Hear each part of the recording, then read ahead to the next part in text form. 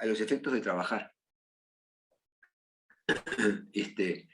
Es un vínculo personal, un vínculo personalísimo también, porque en el concepto de relación de trabajo está involucrado el carácter personal de uno de las personas que se vinculan en ese ámbito. Y también con la actividad, ¿no? Con el tipo de actividad. No es cualquier relación, es una relación en la cual se trabaja. O se presta un trabajo. Es decir, y ahí habría que definir qué trabajo es el que define la relación de trabajo. Y aquí es interesante ver que hay inclusive diferentes aproximaciones al concepto de trabajo, ¿no? Hay diferentes puntos de vista desde donde puede surgir la noción de trabajo, donde surge la noción de trabajo. Un punto de vista etimológico, otro económico, político social, jurídico, hasta cultural, diría yo, que podemos también, bueno, lo jurídico es cultural, pero podemos hacer construcciones e intentar generar productos del conocimiento a partir de tantos enfoques como ciencias sociales puede haber, ¿no? Hasta lo psicológico, diría yo, que tiene que ver también con esto en alguna medida. Y esto revela la importancia del concepto de trabajo y el concepto de relación de trabajo, ¿no? Es decir, el punto de vista el hecho de que haya una aproximación al concepto de trabajo desde diferentes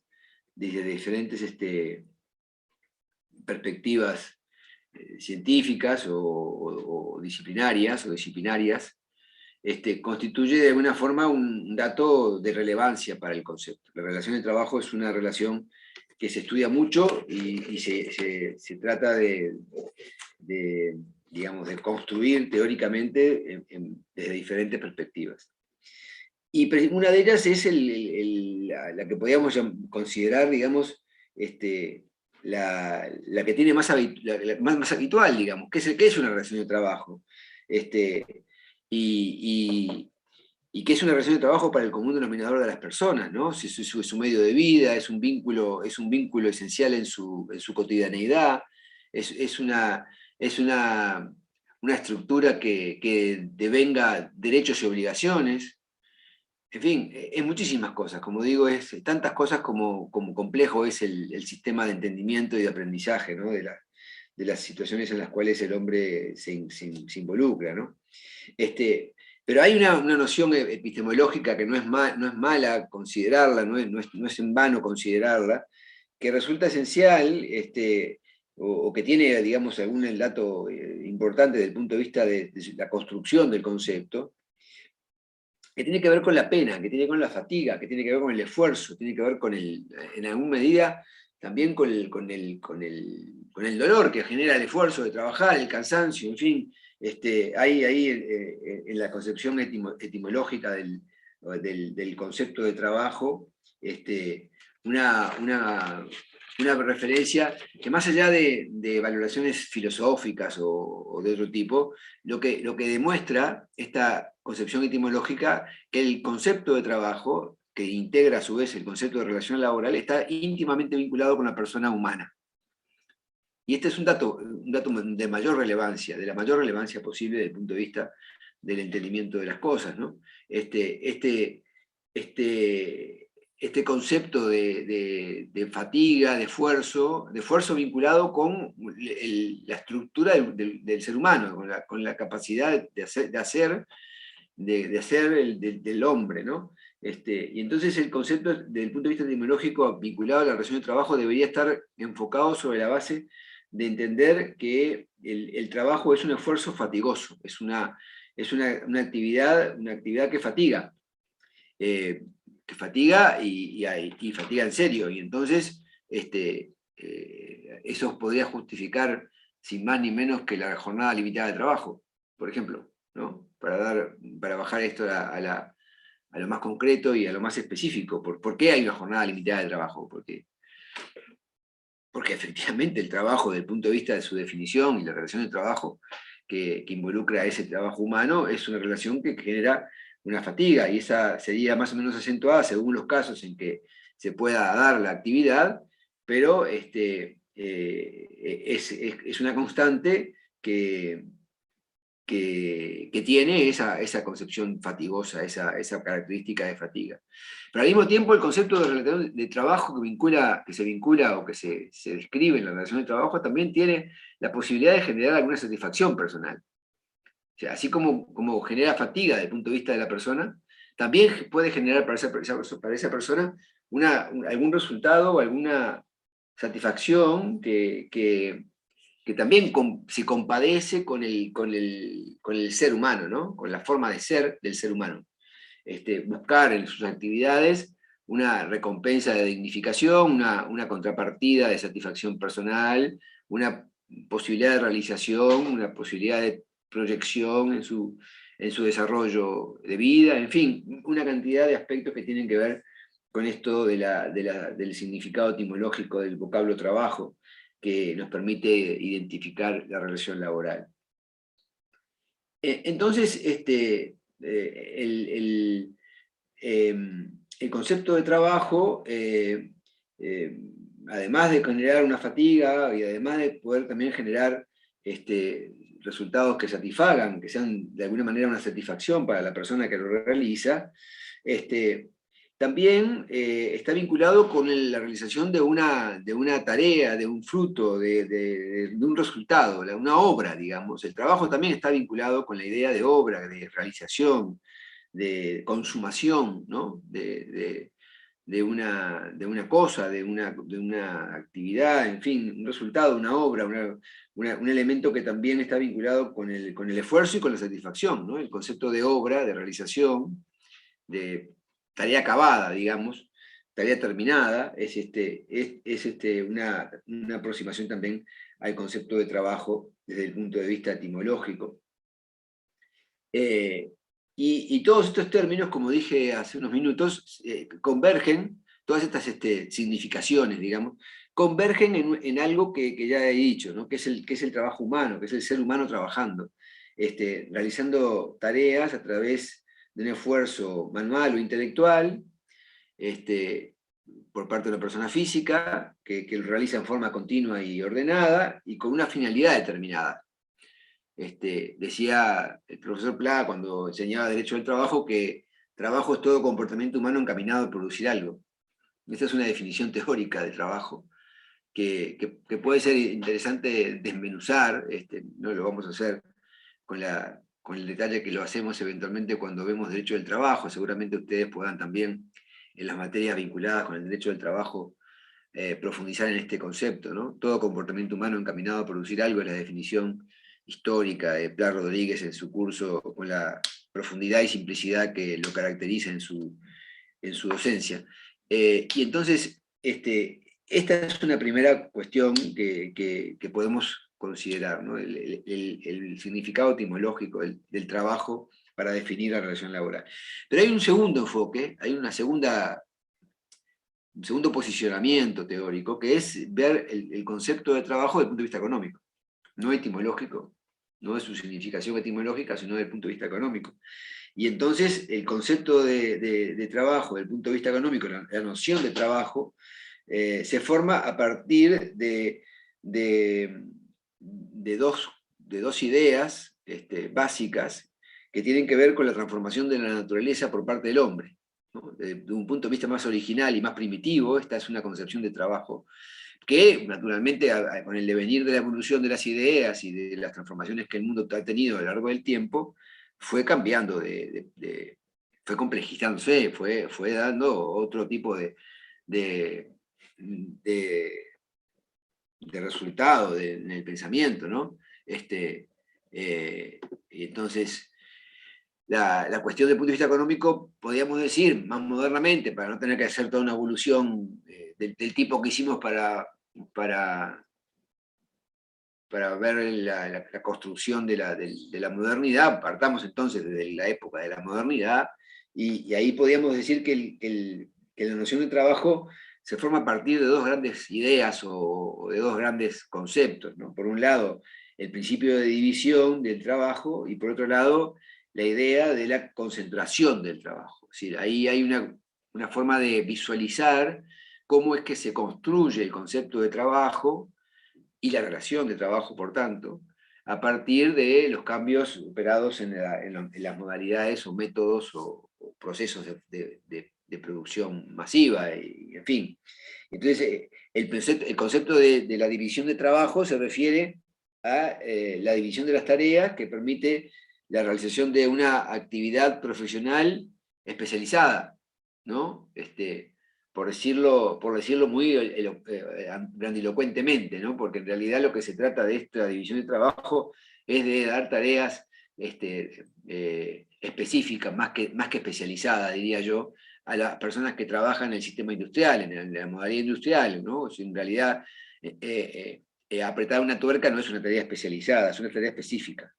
Me remito a la película de Chaplin, ¿no? De Tiempos Modernos. Si ese concepto de división de trabajo no estaba vinculado exclusivamente con la especialización, en el sentido que lo tenemos hoy, ¿no? Como una cuestión de preparación, de formación, de adquisición de capacidades y expertices suficientes para realizar una tarea que se diferencia de las tareas comunes o las tareas que no requieren esa formación o esa preparación del conocimiento. En cambio, cuando hablamos de tareas especializadas, hablamos de eso, y cuando hablamos de tareas específicas, hablamos en realidad de tareas que están divididas, que el proceso de producción está dividido en pequeñas acciones, en acciones individuales, o en acciones concretas, individualizadas, identificadas a lo largo del proceso productivo, que nos dan ese carácter de división del trabajo, porque hay muchas personas trabajando para hacer lo mismo.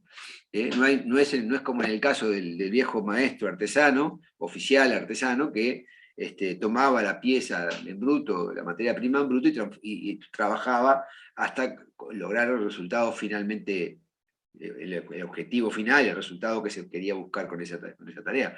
En el sistema moderno, y cuando hablamos de división de trabajo, nos encontramos con un proceso altamente atomizado desde el punto de vista de la prestación de actividad humana, porque los modelos de trabajo, los modelos de relaciones laborales, el trabajo desde el punto de vista económico, en esta etapa y en esta construcción que de alguna manera da puntapié inicial a la etapa de la llamada modernidad, está asociado precisamente a la realización de diferentes tareas. Las tareas se dividen, ¿no? Se dividen el proceso de producción, perdón, se divide en diferentes tareas, y eso genera la aplicación de este criterio de la división. Y después el concepto de la concentración, que también tiene que ver con una construcción económica, con una perspectiva económica que se refiere a la existencia de una organización centralizada, ¿no? Por eso se habla de concentración, que mancomuna los esfuerzos para la producción de lo buscado, ¿no? Para la producción del objetivo, de la cosa prevista que se construya o se fabrique, en fin. Y desde el punto de vista económico, este concepto de concentración está muy bien asociado con el anterior, con el concepto de división, ¿no? Porque esa estructura o esa mecánica atomizada de división de tareas, a su vez tiene la característica de ser una división que no está descentralizada, sino que está concentrada, está de alguna manera ubicada o relacionada. Hay vínculos interrelacionales que generan que todas esas actividades divididas, esa división de tareas, luego se pueda concebir y caracterizar y conceptualizar como una actividad concentrada.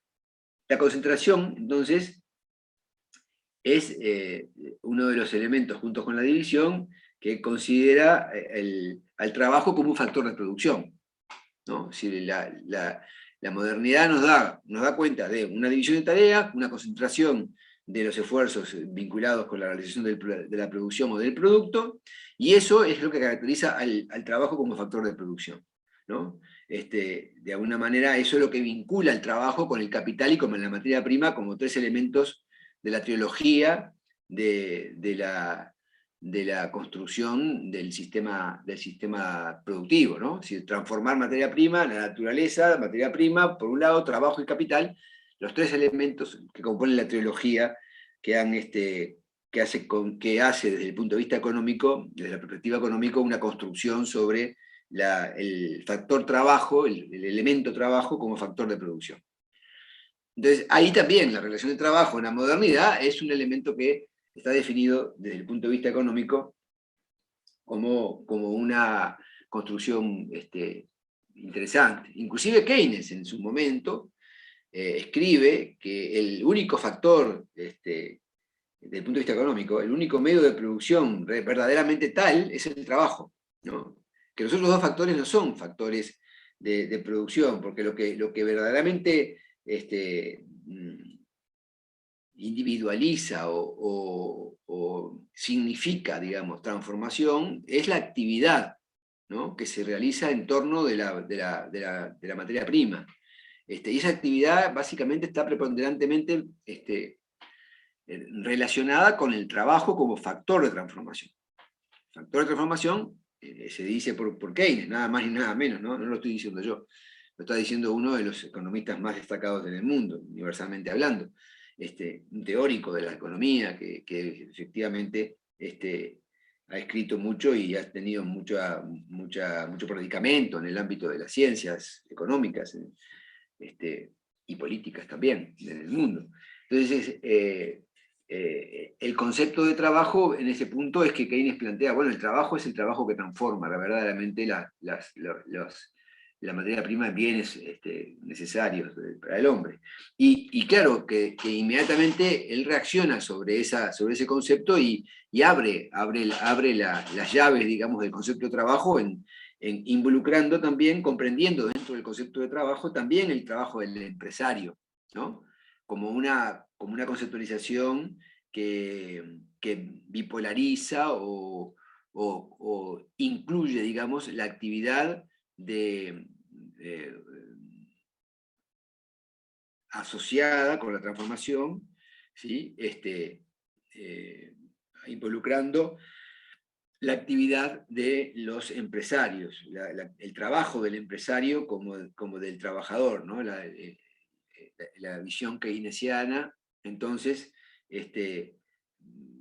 aporta esta construcción teórica desde el punto de vista económico que aporta un elemento interesante también para seguirlo pensando, ¿no? Y desde el punto de vista económico, también proviene la idea, un poco controversial, un poco, vean cómo yo trato de sintetizar mucho, pero a veces puedo caer en alguna simplificación excesiva, y por eso pido disculpas, pero no hay otra forma de aportar los conceptos que por lo menos considero que son necesarios para que ustedes inicien sus estudios en este campo, sin hacerlo. Pero también hay una idea asociada con la perspectiva económica que construye el concepto de que el trabajo, y ahora vuelve al trabajo humano, vuelve al trabajo del trabajador, ¿no? Vuelve al trabajo de lo que vamos a ver después, se caracteriza como trabajador, ¿qué es ser trabajador, ¿no? ¿Cuál es el concepto de trabajador? Decía que otra idea del punto de vista económico es que el trabajo humano, el trabajo del trabajador, no es una mercancía, ¿no? No puede ser considerado como un factor más del punto de vista productivo, sino que tiene alguna connotación distinta que hace que entonces el trabajo humano tenga que ser considerado distinto que el trabajo del empresario. Por más que Keynes haya planteado que el trabajo conceptualmente hablando, desde el punto de vista económico, es tanto el trabajo del trabajador como el trabajo del empresario, hay una corriente económica, de doctrina económica, de concepción económica, que sostiene que desde el punto de vista económico, el trabajo humano, el trabajo del trabajador, no puede ser considerado como una cosa, una mercancía, y por tanto no es un factor de producción igual al del capital y al de la materia prima, sino que su carácter humano lo hace que deba ser tratado como una no mercancía, como no una cosa, sino precisamente como lo que es, ¿no? Como la energía puesta a disposición de de parte de una persona física hacia alguien que contrata sus servicios y su fuerza de trabajo, ¿sí? Que necesita su fuerza de trabajo para realizar la actividad económica, productiva que está empeñado en realizar, que en este caso es el empleador. Entonces, ese concepto de que el trabajo no es una mercancía, el trabajo humano no es una mercancía, inclusive consagrado, quise decir, en, en ámbitos de una gran proyección conceptual, ¿no? Como por ejemplo el Tratado de Versalles, que pone fin a la Segunda Guerra Mundial, ¿no? Es una construcción muy importante desde el punto de vista de las ideas, ¿no? Y no estoy hablando del punto de vista de las ideas de las ciencias sociales, o mejor dicho, de las relaciones laborales o del derecho del trabajo, que podríamos decir, bueno, lo que pasa es que ese derecho del trabajo no es neutral, y por tanto tiene esa concepción. No estoy hablando de una concepción económica, ¿no? Estoy hablando de la escuela económica, estoy hablando de la escuela económica más liberal inclusive, que plantea esto y que consagró este concepto de que el trabajo humano no es una mercancía, no es una cosa, no se puede cosificar, porque atrás de esa actividad humana hay un ser humano y por tanto ese es el concepto que rigen las cuestiones, que rigen los conceptos y que definen los conceptos. El Tratado de Versalles recoge este planteo generando una especie de dignificación, y cuando hablamos de dignificación nos referimos generalmente a, a un concepto que está muy vinculado con el concepto del ser humano, ¿no? Es decir, lo que se dignifica son las personas. El concepto de dignidad está asociado con el ser, con el concepto ser humano. Y entonces el Tratado de Versalles establece esta idea de que el trabajo no es una mercancía, dignificando a la persona que trabaja y de alguna manera reivindicando que el trabajo humano, este trabajo, este concepto de trabajo, y por tanto la relación laboral que lo determina, ¿no? O mejor dicho, el trabajo que determina la relación laboral, el tipo de actividad que determina el tipo de relación, o sea, la relación de trabajo, y no es un juego de palabras, es de alguna forma una forma de reivindicar, digamos, el concepto de trabajo humano dentro o perteneciente al concepto de relación de trabajo. Repito, esto no significa, tomando la inspiración de Keynes, que uno genere un disvalor respecto del trabajo del empresario o de la actividad empresarial. No significa generar un disvalor, ¿no? Cuando quiero decir un valor menor, ¿no? Respecto de otro, ni siquiera comparativamente hablando. Lo que estoy planteando es que desde el punto de vista de la naturaleza de las cosas, y por tanto de la proyección de las ideas sobre ellas, sobre esas cosas, es necesario construir una teoría que trate diferente la actividad empresarial respecto de la actividad laboral del trabajador subordinado o dependiente de ese empleador. Y esto es lo que plantea precisamente esta construcción teórica, que hay una construcción teórica en esta dirección, que hay que destacar porque efectivamente existen, entre otras cosas. Y a veces uno pierde de vista porque pone la antinomia económico versus laboral o versus social y se olvida, nos olvidamos de repasar y de refrescar conceptos que dentro de la economía, dentro de las ciencias económicas, dentro de las ideas que componen la doctrina económica, repito, de cuño liberal, ¿no? No estoy hablando de ninguna cuestión antinómica respecto del sistema imperante desde el punto de vista económico. Me estoy siempre centrando en el sistema capitalista como sistema hegemónico, y dentro del sistema económico las teorías económicas están describiendo este hecho como un hecho diferenciador que caracteriza a su vez la relación de trabajo, ¿no? Determinar la relación de trabajo desde el punto de vista económico implica precisamente, podríamos decir sintéticamente, considerar que el trabajo humano no es una mercancía, no es una cosa.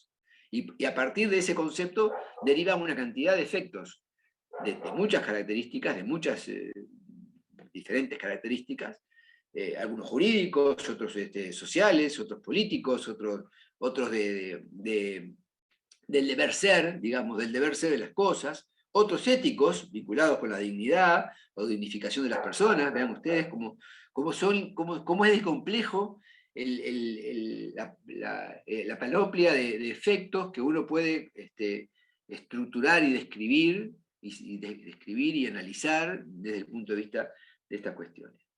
Y una tercera perspectiva que que denominamos político-social, que es el trabajo desde el punto de vista político-social. Dejamos atrás la perspectiva etimológica, dejamos atrás la perspectiva económica, veamos qué es desde el punto de vista político-social. La actividad del hombre como actividad profesional, no profesional universitaria, ¿no? Sino profesional en cuanto que esa actividad del hombre se convierte en su actividad de ejercicio profesional, que se dedica a eso, ¿no? La profesión, en realidad, uno lo utiliza muchas veces como diciendo, bueno, es un profesional porque en realidad está titulado en tal o cual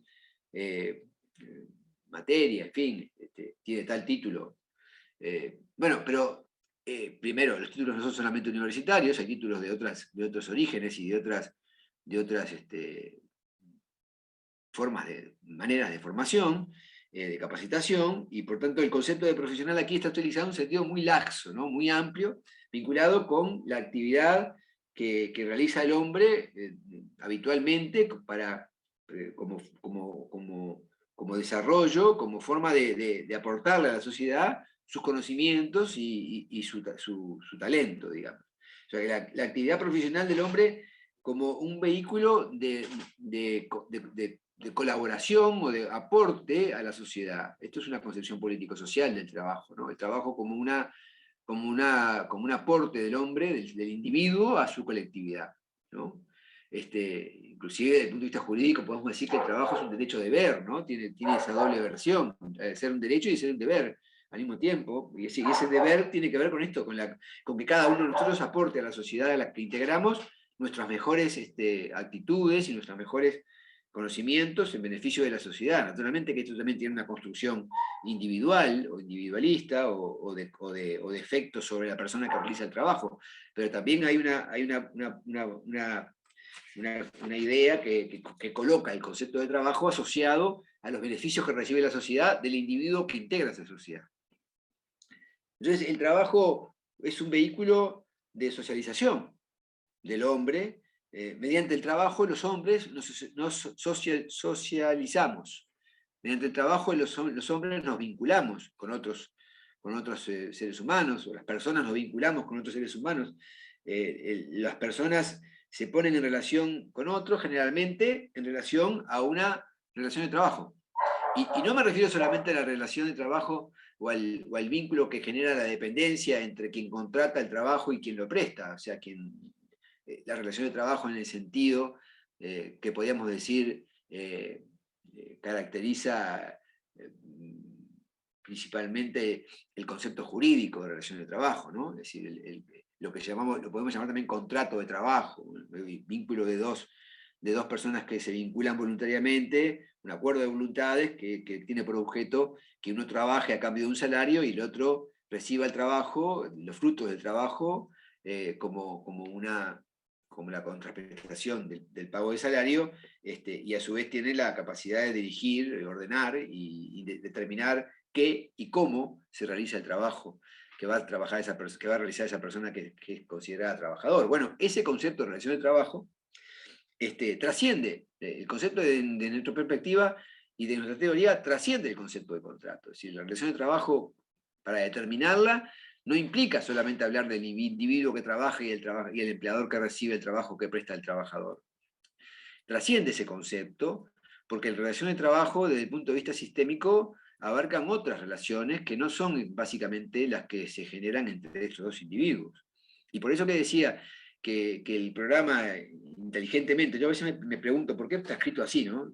A veces uno, cuando se preguntan cosas que de repente no se le pregunta habitualmente, pero ¿por qué está escrito así? Bueno, porque en realidad, de lo que está tratando de dar cuenta el programa, y creo que es un acierto, es que la relación de trabajo no se agota en la relación entre trabajador y empleador. Trasciende ese concepto. El concepto de relación de trabajo, porque hay otras construcciones, otras formas de representación dentro del sistema, que sobre todo son formas de tipo representativas, ¿no? generalmente, aunque a veces tienen características también de sujeto directo, ¿no? Porque cuando los sindicatos o las cámaras de empleadores se transforman en actores decisores de un sistema, ¿no?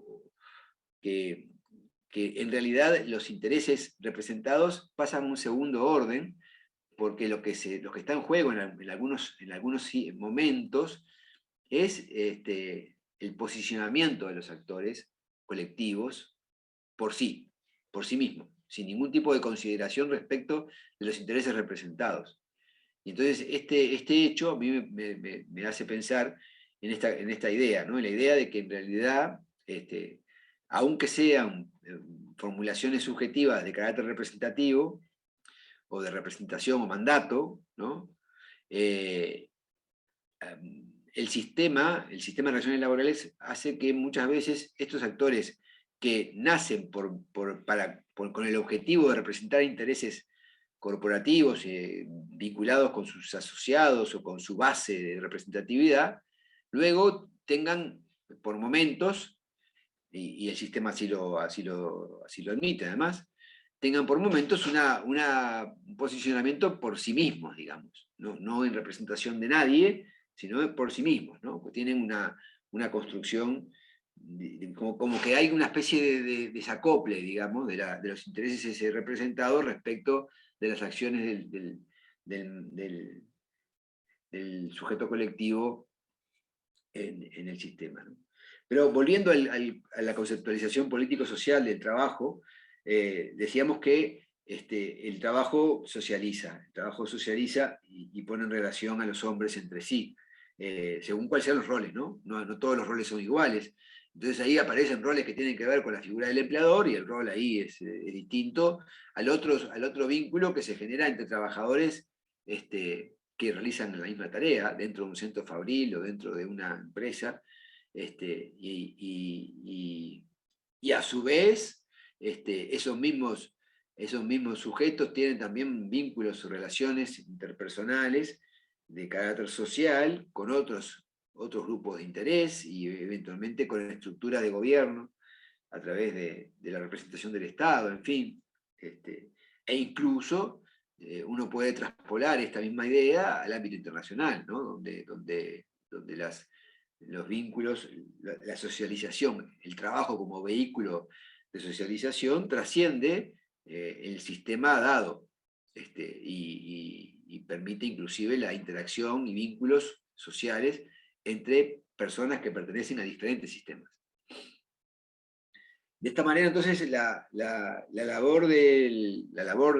trabajo del hombre, la labor del hombre adquiere un valor social muy, muy importante, que genera una importancia mayor inclusive desde el punto de vista social. Para la sociedad esto es un elemento de una destacadísima importancia. Si lo es para la persona que lo tiene, que tiene el vínculo, que genera el vínculo, es aún más importante desde el punto de vista social. Diríamos, es aún más importante desde el punto de vista sistémico, ¿no? La sociedad está más interesada en que el hombre individualmente se socialice que tal vez el propio hombre individual en socializarse, ¿no? O sea, hay una pretensión mayor de la sociedad en sí misma que de repente de la pretensión que tenemos cada uno de nosotros por hacer eso que la sociedad pretende que hagamos, ¿no?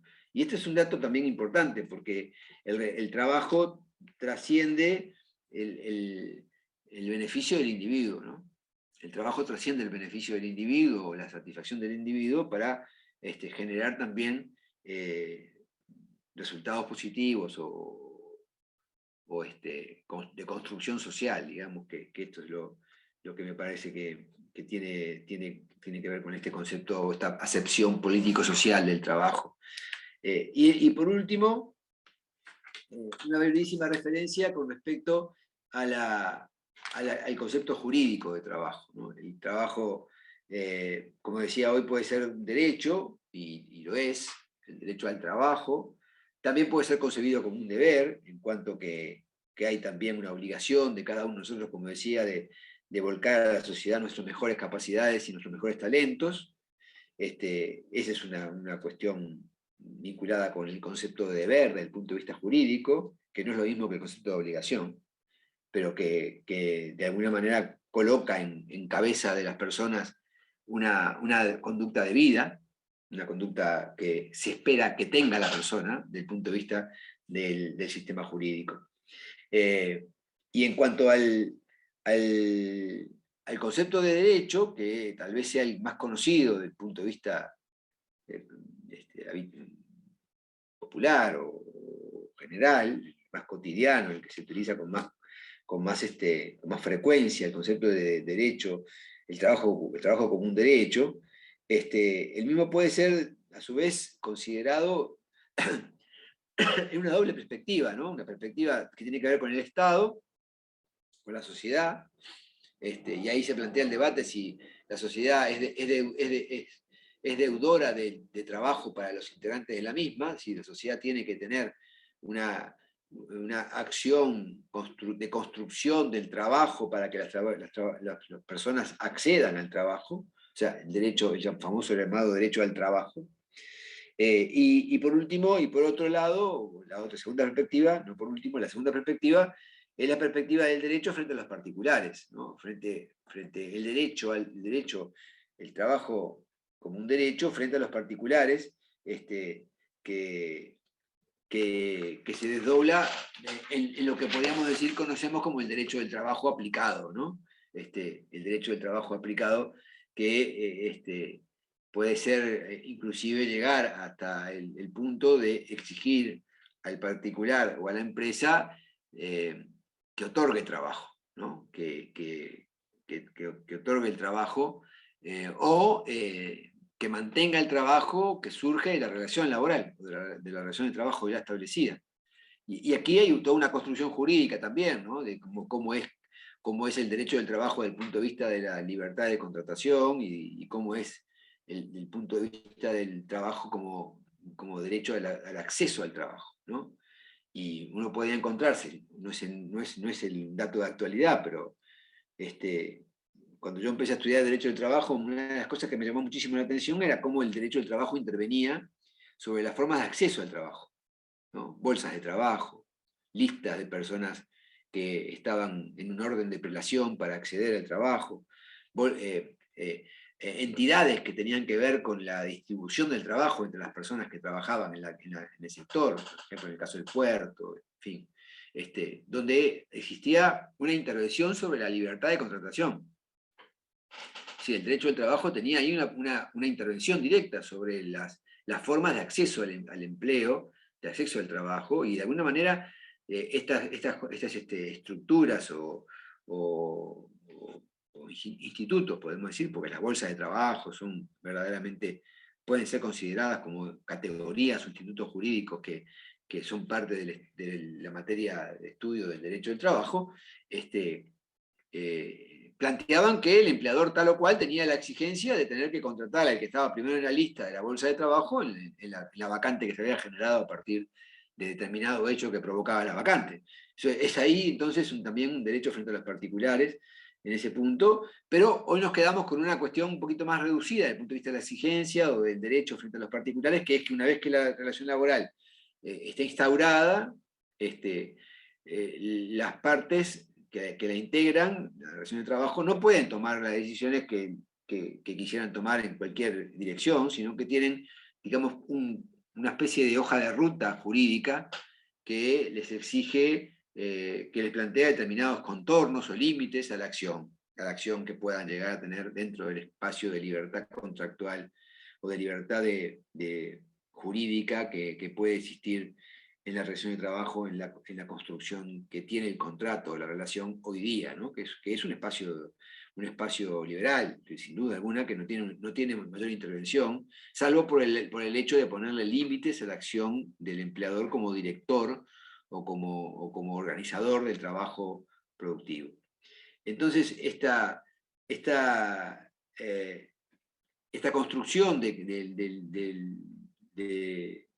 del trabajo como concepto jurídico también nos aporta una interesante perspectiva de análisis de lo que es, cómo determinar la relación de trabajo, ¿no? Entonces, la relación de trabajo queda determinada por el cruce de todas estas acepciones o concepciones o perspectivas. No hay una sola forma de construir o de determinar la relación de trabajo, sino que uno tiene que hacerse cargo de que cuando uno tiene que decir, bueno, ¿cómo se determina la relación de trabajo? Tiene que encontrar, digamos, la paciencia para ir armando, digamos, ese concepto o esa respuesta desde diferentes perspectivas disciplinarias, ¿no? Y es un poco el motivo, el objeto de esta materia, de esta carrera, ¿no? Un enfoque multidisciplinario de un objeto de estudio que es el trabajo, la relación de trabajo. Por tanto, esa construcción requiere, por lo menos en el estado del arte actual, requiere la perspectiva multidisciplinaria. No podemos solamente definirla desde el punto de vista jurídico, ni de un solo punto de vista, sino hay que mirarlo desde una concepción más amplia, ¿no? Lo verdadero, que sintéticamente hablando, sistematizadamente hablando inclusive, podríamos decir que dentro de estas construcciones multidisciplinarias hay 5 aspectos o 5 referencias conceptuales que sintetizarían esto que acabo de decir en casi una hora de clase. Y voy a ponerlas en orden porque me parece que creo que casi como una guía de clase esto, ¿no? La construcción de qué surge, qué conclusiones pueden surgir sistematizadamente de esto que acabo de describir recién. Primer punto, el trabajo en la concepción que estamos analizando como una obra o un producto. O sea, el trabajo es un elemento transformador, es una actividad transformadora. Por tanto, de acuerdo con eso, hay una cosa elaborada, una cosa transformada, una cosa convertida de A a B, ¿no? De un estado a otro estado, ¿no? Entonces ahí determina el concepto de trabajo como obra o producto. El trabajo como obra o producto, que es una de las cosas que uno puede extraer de aquí. Después, en segundo lugar, el trabajo como una actividad. Es una prestación de servicios considerada en sí mismo, ¿no? El trabajo es una prestación de servicios, es una actividad que implica dar un servicio no en sentido servil, no en el sentido servil del término servicio, sino en el sentido de que es una actividad que implica que alguien haga algo, ¿sí? O sea, preste una actividad, preste un servicio, realice una actividad que define a sí mismo el concepto de trabajo. Esa prestación de actividad, trabajo como actividad, debe ser considerada como una prestación de servicio en sí mismo. Es decir, es una definición que perfectamente nos acerca al concepto de trabajo y por tanto al concepto de relación de trabajo, ¿no? Claro, alguien dirá también, aquí puede haber trabajo con mayor intensidad de actividad o con menor intensidad de actividad, y el ejemplo paradigmático, por lo menos, hoy tengo recuerdos muy históricos, pero de mi propio estudio de grado, cuando se decía, bueno, pero el trabajo de la modelo de un escultor o de un pintor también es trabajo, y ahí hay una actividad, aunque la conducta de la persona sea pasiva. Pasiva en el sentido de que no se mueve, ¿sí? Pero de alguna manera ese concepto de actividad, un servicio considerado en sí mismo, ¿no? Nos ayuda el ejemplo de la modelo, del modelo, del pintor o del escultor, del artista, que requiere de un modelo para inspirarse y realizar la actividad que va a generar la obra de arte. Pero hay dos trabajos, ¿no? El trabajo del artista y el trabajo de la modelo, del modelo, que es un aporte, un apoyo, una actividad, un servicio en sí mismo que le presta a quien lo necesita. En ese sentido, el artista que se quiere inspirar o que desea inspirarse o que ha determinado que necesita una inspiración de ese tipo para poder producir su obra de arte a su vez. Y ahí hay trabajo. aunque la actividad no sea una actividad, digamos, del tipo que estamos pensando cuando hablamos de actividad productiva, ¿no? Es decir, también ahí hay una actividad productiva en algún sentido, y en eso nos acercamos al concepto de que la productividad, o que el concepto de lo productivo, todo trabajo encaminado a producir algo. Bueno, pero ¿producir algo en qué sentido? A veces es un sentido muy subjetivo, ¿no? Porque uno puede decir, bueno, ¿qué le sirve a este hombre que está pintando un cuadro, una modelo? Podría eventualmente agarrar una fotografía y sería lo mismo. Bueno, pero lo que pasa es que el entendimiento de lo productivo ahí está vinculado con la definición del propio sujeto que requiere del servicio, ¿no? Ahí hay una cuestión vinculada con la decisión del propio sujeto que requiere del servicio, y por tanto ese concepto de lo productivo no es solamente, no puede ser solamente limitado, no está limitado solamente al concepto de lo productivo en sentido industrial, ¿no? Si bien el concepto de trabajo tiene su origen en el ámbito industrial, luego eso del punto de vista general, se traslada, se transforma y se resignifica fuera del ámbito industrial. Y por eso que el trabajo como actividad es esta segunda excepción, o esta segunda, digamos, síntesis conceptual que les propongo considerar, abarca esta inconmensurable, diría yo, inconmensurable espacio, ¿no? Este inconmensurable espacio del alcance del concepto. En tercer lugar, naturalmente, el trabajo como un empleo, ¿no? La concepción, o la acepción del trabajo como un empleo, como el hecho de pertenecer a un trabajo, a una empresa, a una organización. Esto también tiene que ver con eso, ¿no? El empleo concebido como la pertenencia de la persona a una organización de trabajo dada, a una empresa particular. Con tener un empleo como puesto de trabajo, un lugar donde realizar la actividad, donde eventualmente conseguir también obtener como contrapartida el ingreso necesario para la subsistencia. En fin, el empleo tiene aquí, yo creo que es uno de los conceptos que más se ha complejizado en términos evolutivos, ¿no? El concepto de empleo. Pero bueno, estas son algunas de las aproximaciones que podemos dar.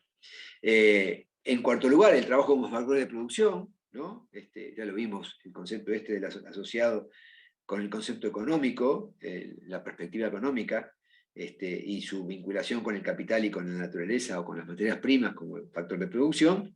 Y en quinto lugar, el concepto de trabajo como agrupación de trabajadores.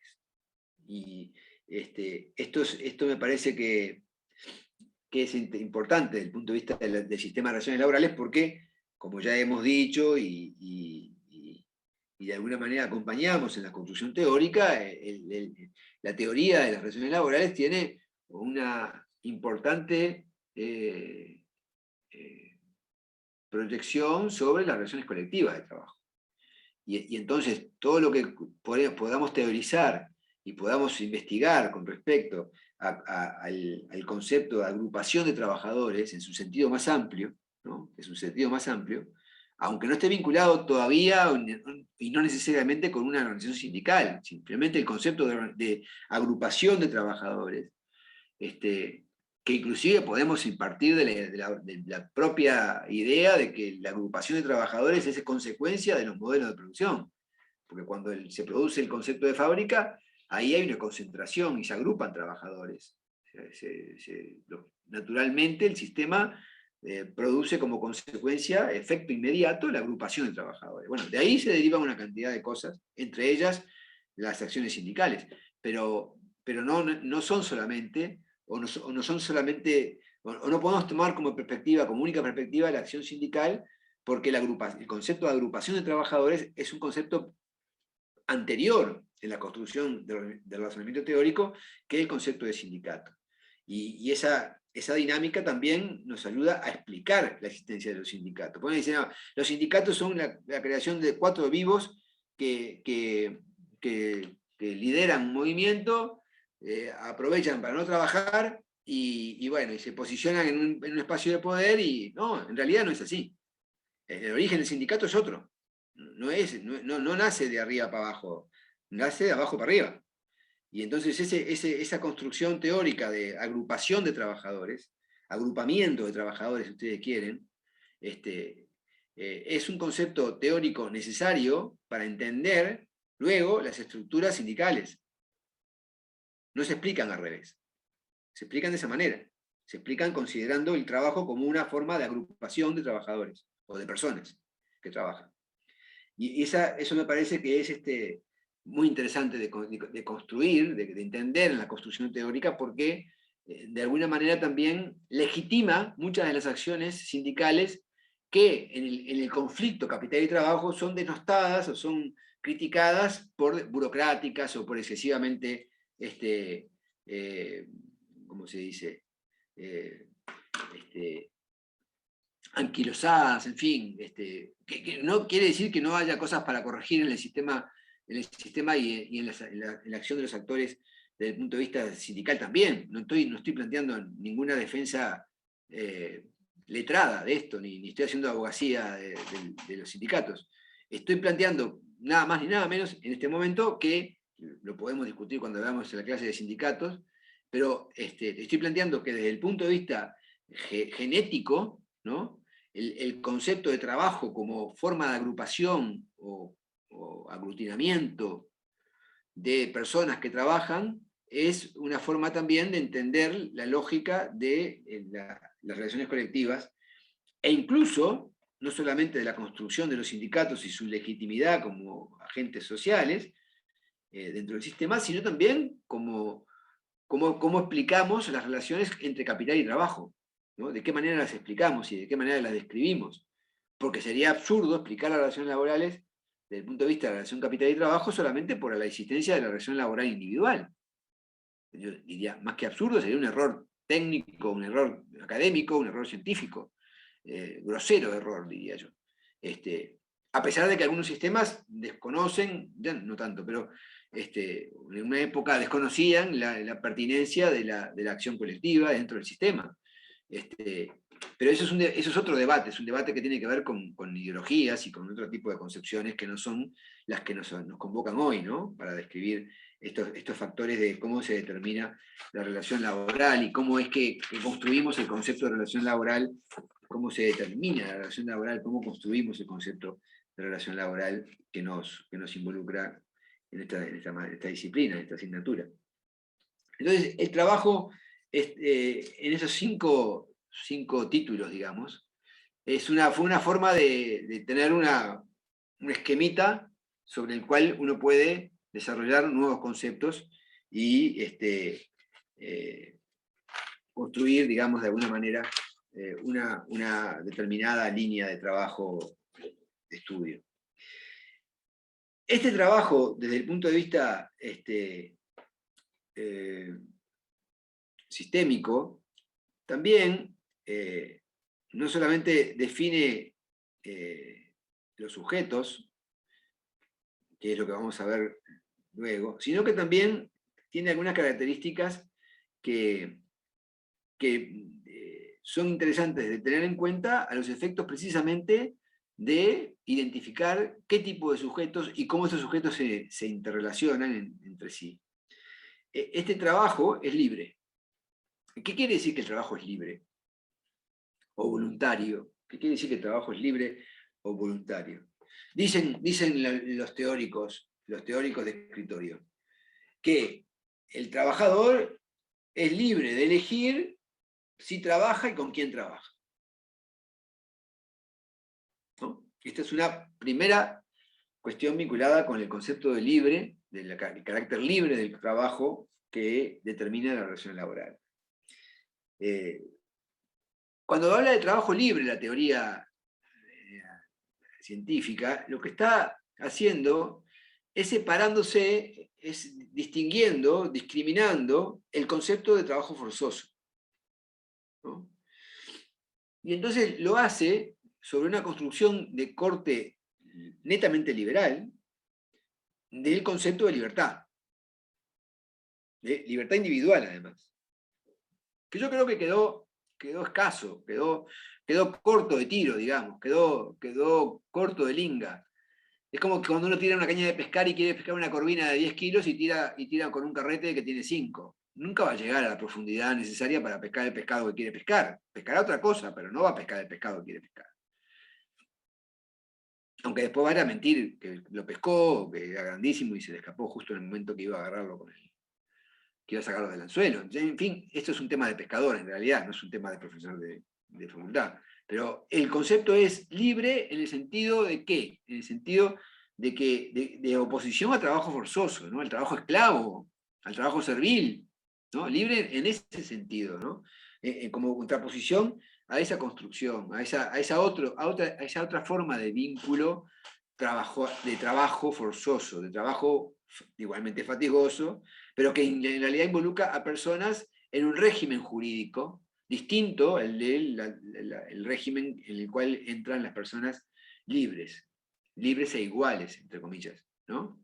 Que es la concepción del hombre moderno, del hombre moderno después de la abolición de la esclavitud y del pasaje del trabajo servil al trabajo industrial.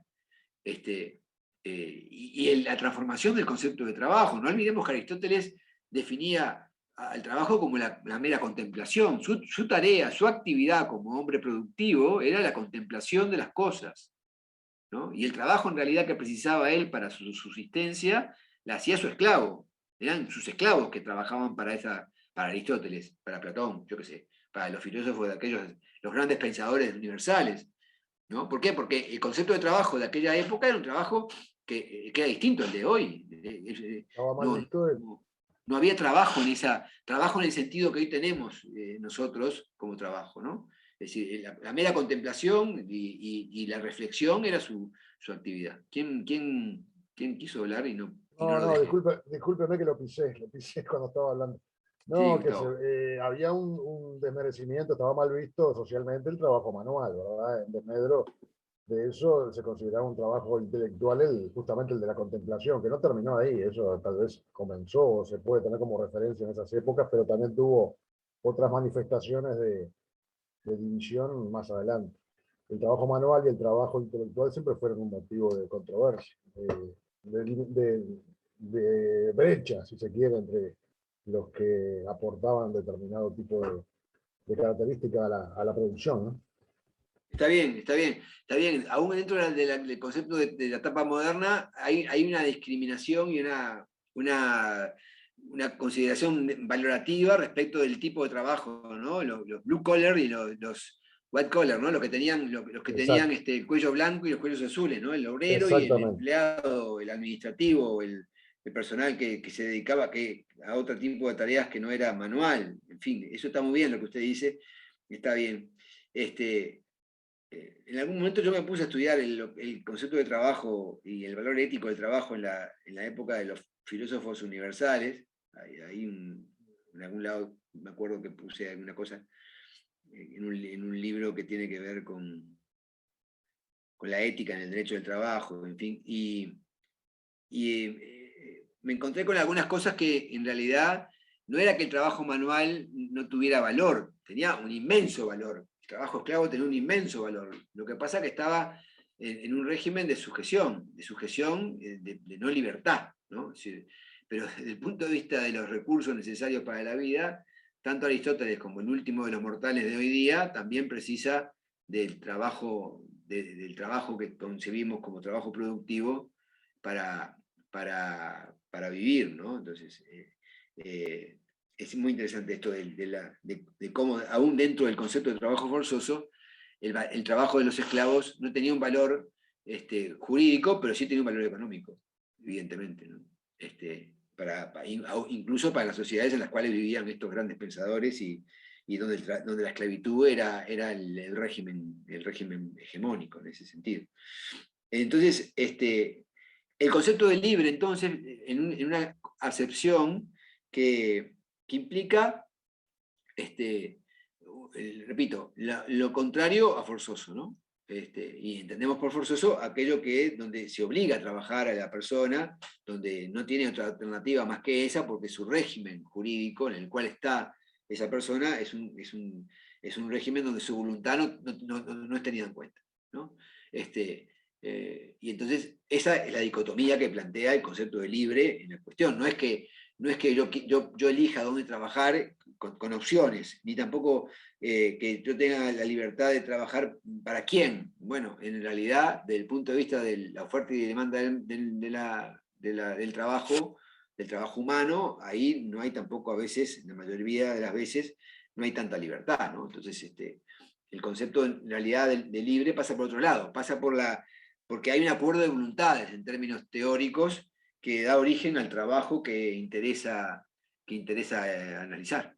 Este trabajo humano es el trabajo que se origina en un acuerdo de voluntades que en principio está construido por la libre voluntad de las personas que se vinculan. Sin embargo, dentro del trabajo libre, concebido modernamente, hay elementos compulsivos, ¿no? Hay elementos compulsivos que se dan en determinado tipo de trabajos, con mayor o menor intensidad, pero se dan en casi todos, entonces es evidente que esa libertad a su vez tiene límites, ¿no? Cuando el trabajador ingresa a esa relación de trabajo, lo que hay es una entrega de libertad, porque el hecho simplemente de subordinarse a las órdenes del otro implica, desde el punto de vista del ejercicio de la libertad plena, una restricción de esta libertad como tal. Ese es un concepto que importaba que se lo transmitiera de esta manera. Y después también, sí.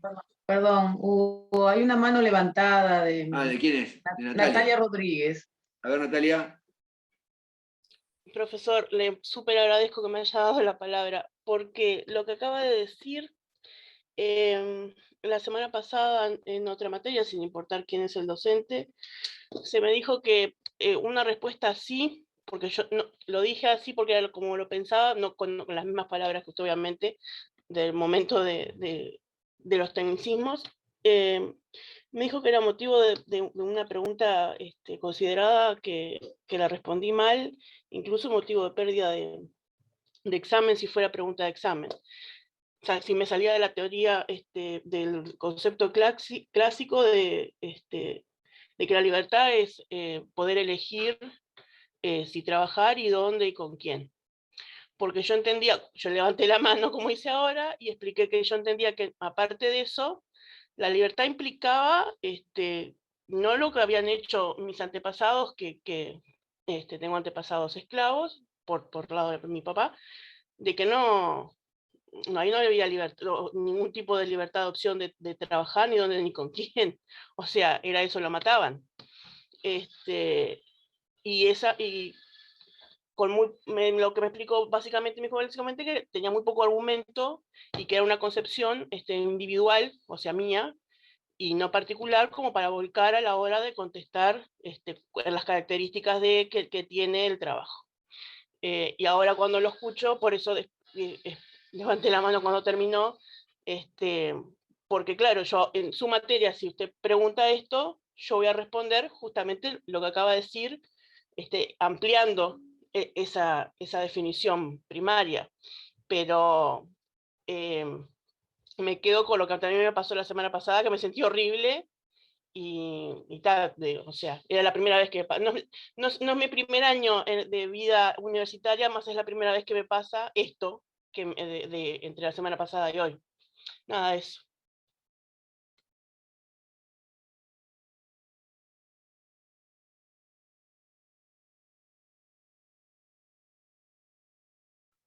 No se te escucha, Hugo.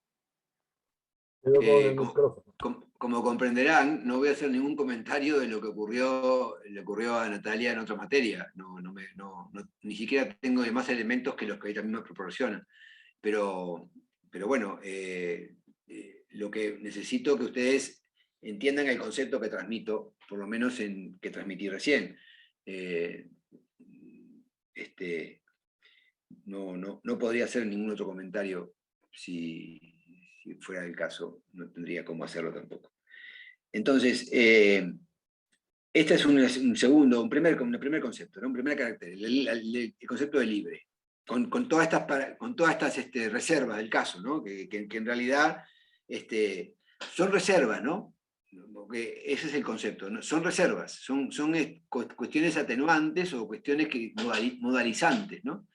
E incluso son cuestiones que uno puede también tomar desde una conceptualización determinada, ¿no? De una posición de concepto determinado. Yo estoy pensando ahora en voz alta, que hay, y me apoyo en mis compañeros de grupo de docente aquí para afirmar esto que voy a afirmar, que hay conceptualizaciones teóricas con relación al trabajo y a la libertad, que en realidad,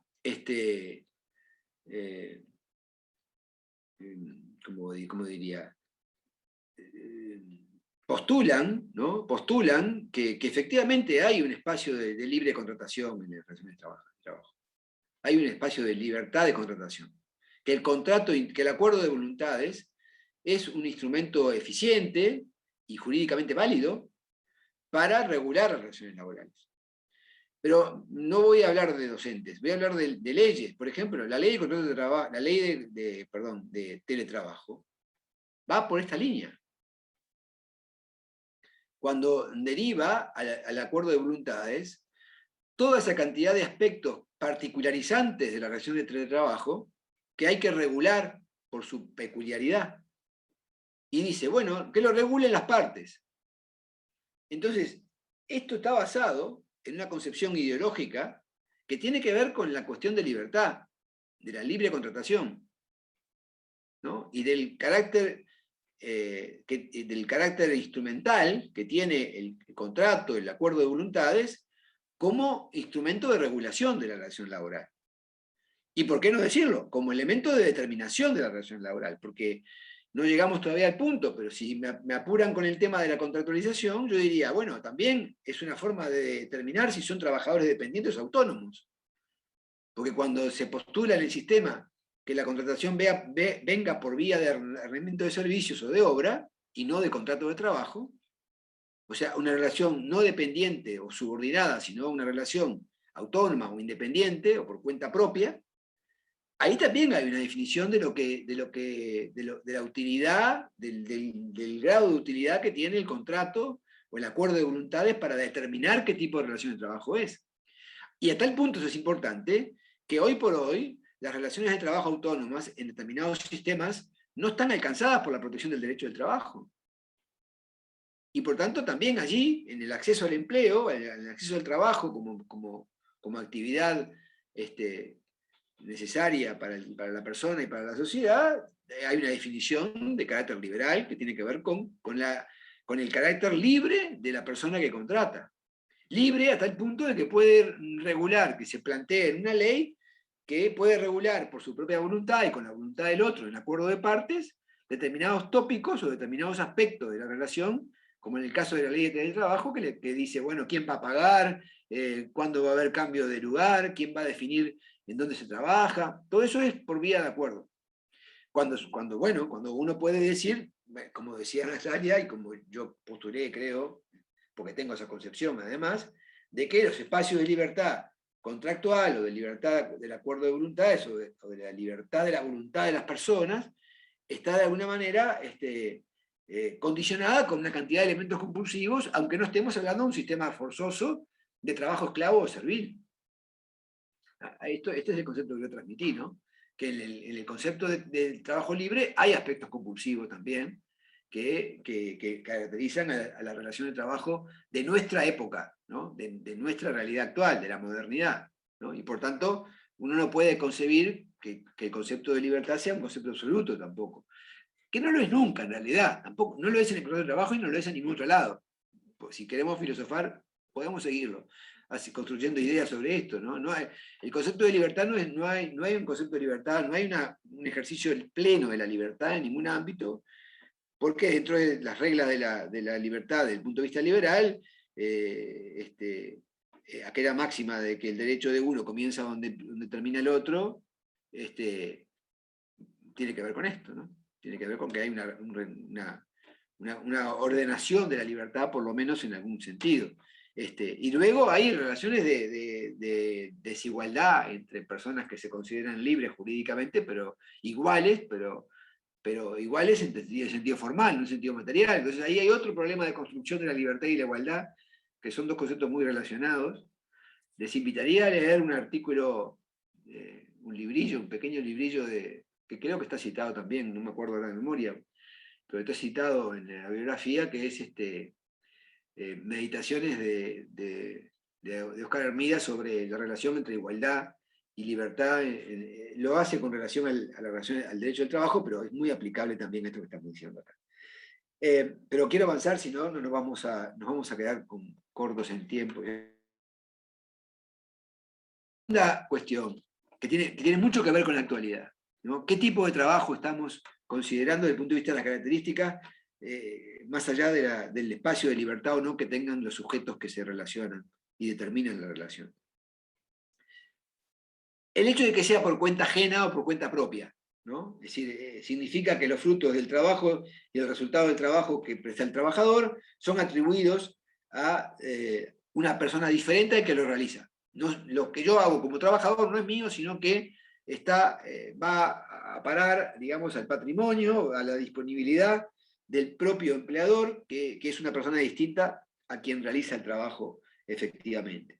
Existe una atribución originaria de los resultados o del fruto del trabajo desde el mismo comienzo del vínculo, desde el mismo momento en que se determina la relación laboral, inclusive antes de que se produzca el primer elemento o el primer bien que corresponda producir en esa relación de trabajo, antes de que se produzca, antes de que comience a trabajar, antes de que mueva la primera polea, antes de que mueva la primera mano, antes que todo, conceptualmente y teóricamente hay una atribución originaria, por eso es originaria, y previa, ¿no?, de los resultados de la tarea al destino de la persona que contrata esa tarea, esa prestación de servicios que realiza el trabajador. Por tanto, hay una actividad por cuenta ajena. La actividad que definíamos como trabajo, ¿no?, que eran 3 acepciones, ¿de acuerdo? Bueno, esa actividad que definíamos como trabajo implica que los frutos de esa actividad vayan a parar a un ámbito distinto, a un acervo distinto al acervo del que lo produjo.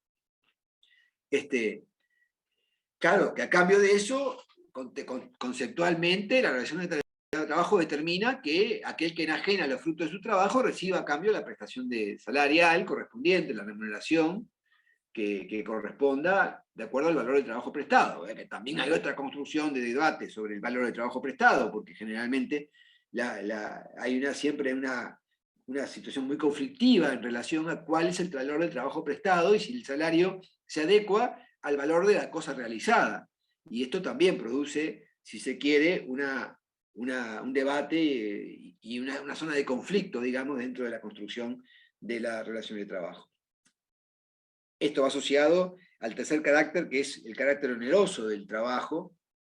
O sea, desde el punto de vista sistémico, el trabajo, de regla, es oneroso. El trabajo que el sistema reconoce como objeto de determinación de la relación de trabajo es un trabajo de tipo oneroso, quiere decir que tiene una contraprestación económica, ¿no?, que se asocia a la tarea prestada y que se vincula y que se devenga en función de la tarea prestada. Claro que hay otras formas de trabajo que no son onerosas, como el trabajo militante, altruista, el trabajo religioso en algún sentido, el trabajo político, ¿no?, de militancia política también, o gremial, que no están alcanzados por este concepto de onerosidad y que en todo caso se da por otras circunstancias y que queda fuera del ámbito del sistema de relaciones laborales, ¿no? Queda fuera del ámbito del sistema de relaciones laborales desde el punto de vista, por lo menos, del carácter del alcance tuitivo o protector que dispensa las normas laborales en relación con el trabajo humano. Y, por último, el cuarto elemento, que tal vez sea el más importante, ¿no?, del elenco de características que estamos describiendo, es el concepto de trabajo subordinado. El trabajo que se debe ejecutar bajo la subordinación o dependencia del empleador y que implica que el trabajador realizará el trabajo de acuerdo a las órdenes y directrices que imparta el empleador hacia él, ¿no? Y ese es otro concepto que también tiene que ver con esta construcción, ¿no? La subordinación que estamos analizando es la subordinación que implica no solamente la dependencia económica del que trabaja respecto del que da el trabajo, porque en definitiva la persona que trabaja precisa del salario para vivir, por tanto depende de esa relación, depende de esa subordinación, depende económicamente de quien le paga el salario, sino que hablamos de la subordinación jurídica, es decir, aquella subordinación que implica que el trabajador vuelve a perder libertad porque se somete a las órdenes y directrices de la persona que lo emplea, y eso implica que el empleador sea el director del trabajo del trabajador, sea el que dirige, ordena y marca los lineamientos del trabajo del trabajador, generando una subordinación de tipo jurídica, como está calificada generalmente. Y ese concepto de la dependencia jurídica o de la subordinación jurídica implica que el trabajador, a pesar de que conozca su métier, su forma, sea un profesional de la actividad, es decir, que conozca cómo hacer las cosas, en última instancia la dirección de esa actividad está en manos de quien eventualmente no sabe cómo hacer las cosas, pero que jurídicamente tiene el poder de dirección. Por eso que no solamente dirige porque sabe, como podía eventualmente ocurrir en el caso del trabajo de talleres, ¿no? Cuando el maestro le indicaba al oficial cómo hacer la cosa, o le indicaba al aprendiz cómo aprender, y por tanto, mientras que producía, ¿no? Cómo hacer las cosas en el proceso de aprendizaje y productivo que tenía ese tipo de organización de trabajo a nivel de talleres de la etapa preindustrial, sino que aquí hay una cuestión que está bajo la dirección de alguien que eventualmente no conoce cómo hacerlo, pero que tiene la atribución de dirigir y de eventualmente establecer qué, cuándo y de qué forma hacer el trabajo, la producción que está planteada a hacerse. Claro que esto tiene una contrapartida, ¿no? Que tiene que ver con la asunción de los riesgos y la independencia del trabajador respecto de los riesgos que pueda sufrir la actividad comercial o industrial que se asuma, digo, ¿no? Así como el trabajador pierde libertad y está subordinado, al mismo tiempo está exento de riesgos desde el punto de vista del resultado comercial o industrial que finalmente termine generándose. No corre con las pérdidas, no corre con los riesgos económicos que derivan de la actividad productiva que dirige el empleador. Bueno, esto para poner en sintonía algunos aspectos muy generales y muy básicos, ¿cómo diría? Muy estructurales del concepto de relación laboral, en qué contexto y cuáles son los elementos que construyen el concepto de relación laboral. Y a partir de eso nos podemos enfrentar a la definición de los actores, ¿no? Cosa que ya venimos haciendo desde el principio. Pero yo quiero empezar de otro lugar. Quiero empezar esta clase hablando de la empresa. Porque me parece que es una forma de razonar que nos puede ayudar a encontrar otras perspectivas de análisis distintos que arrancar ahora con el concepto de trabajador, luego con el concepto de empleador, luego con el concepto de empresario y luego con el concepto de empresa. Quiero arrancar del concepto de empresa para ir construyendo la idea luego del trabajador, del empresario, en fin. A ver qué nos da. Es un desafío también intelectual de mi parte. Empresa, el concepto de empresa, la idea de empresa, está esencialmente ligada a la complejidad de la organización, de un concepto de organización. Está ligado a un concepto que tiene que ver con el orden, con la estructura, con un tipo de estructura, con un tipo de orden. Y el orden en este punto no es la simple suma de elementos, ¿no? El orden en este caso está asociado a una idea de combinación de la conjunción, digamos, de elementos distintos, son distinguibles, naturalmente que son cosas distintas, el trabajador, el empleador, las acciones de los empleadores, las acciones de los trabajadores, el capital, la materia prima, son cosas diferentes, no hay duda. Pero lo que estoy tratando de transmitir es que el concepto de empresa no está, está asociado a una organización compleja, a una complejidad, a una idea compleja, que no implica la mera adición de partes o elementos, sino a la disposición de esos elementos en determinado tipo de sistema. Es decir, no es que uno agarre 4 cosas y las meta dentro de un concepto, no. Es que esas 4 cosas tienen una disposición, ¿no? Es como las agujas, es como el mecanismo de un reloj. Cuando uno abre un reloj encuentra una cantidad de rueditas dentadas que se mueven simultáneamente. Sin embargo, cada una de ellas tiene una posición en el mecanismo del reloj. Y si uno la cambia de posición, no da la hora, ni siquiera se mueven a veces. Entonces, depende de la complejidad de la máquina. Pero entonces, ese es el concepto, ¿no? La idea de que, la primera idea de la empresa está ligada a un concepto de organización compleja, de una forma de orden dado en función de una determinada finalidad. Si lo que da el orden a la empresa es la finalidad que la empresa tiene. Y dentro de ese concepto también hay que asociar la finalidad o desagregar la finalidad de acuerdo a los intereses que cada una de las partes tengan dentro del sistema. Y ahí está la complejidad. No hay una única finalidad. Hay una finalidad global, digamos, que la empresa tiene, por ejemplo, la de producir automóviles, ¿no? O sea, hay una finalidad de producir automóviles para un mercado determinado. Supongamos, para el mercado de la SUV, que están de moda, ¿no? Bueno, muy bien. Bueno, o los mercados de autos pequeños, de city car, ¿no? No sé, pongan el ejemplo que a ustedes les parezca.